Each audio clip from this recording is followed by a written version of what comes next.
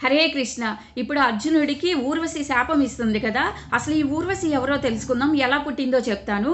పూర్వము నరనారాయణులని ఆది ఋషువులు ఉండేవాళ్ళనమాట. వాళ్ళు హిమాలయాల్లో తపస్సు చేసుకుంటున్నారు.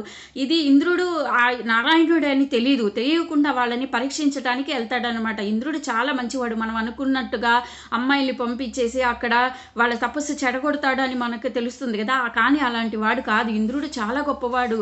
ఆయన ధర్మాన్ని ఆయన పాటిస్తాడనమాట. అసలు ఇంద్రుడు ఎవరంటే వేదాలకు అభిమాన దేవత, మన యొక్క మంత్రాలకి ఆయన ఒక అభిమాన దేవత. యజ్ఞమునకు ఆవిష్టి తీసుకొని మనకి భూప్రపంచంలో మన భూమి మీద సకాలంలో వర్షాలు పడాలన్నా, ఋతువులు రావాలన్నా, మనకి ధాన్యం కావాలన్నా ఇంద్రుడి యొక్క దయ ఉండాలన్నమాట. అది ఉంటేనే మనకి ఈ భూమి మీద వర్షాలు, ఋతువులు అన్నీ మనకి ధాన్యం సమకూరుతాయి అన్నమాట.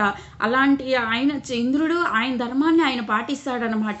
ఇప్పుడు అక్కడ ఏం జరుగుతుందంటే రంభ, మేనక, తిలోత్తమని పంపిస్తాడనమాట వాళ్ళని టెస్ట్ చేయడానికి అనమాట. ఎందుకంటే అక్కడ ఏం క్లైమేట్ ఎలా క్రియేట్ చేస్తాడంటే ఇంద్రుడు మంచి వసంత కాలాన్ని క్రియేట్ చేస్తాడు. వసంత కాలం అంటే ఎలా ఉంటుంది?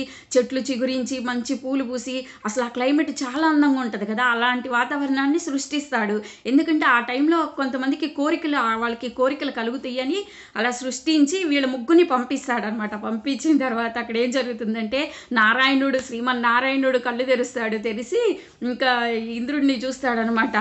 నువ్వు నన్ను పరీక్షించడానికి వచ్చావా?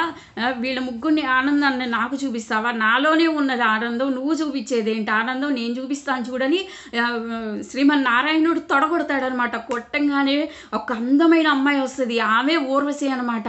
శ్రీమన్నారాయణుడు తొడలో నుంచి పుట్టింది ఊర్వశి. అసలు ఆ భూప్రపంచంలో అంత అందగత్తె ఎవ్వరు ఉండరు అనమాట. అంత అందంగా ఉంటుంది.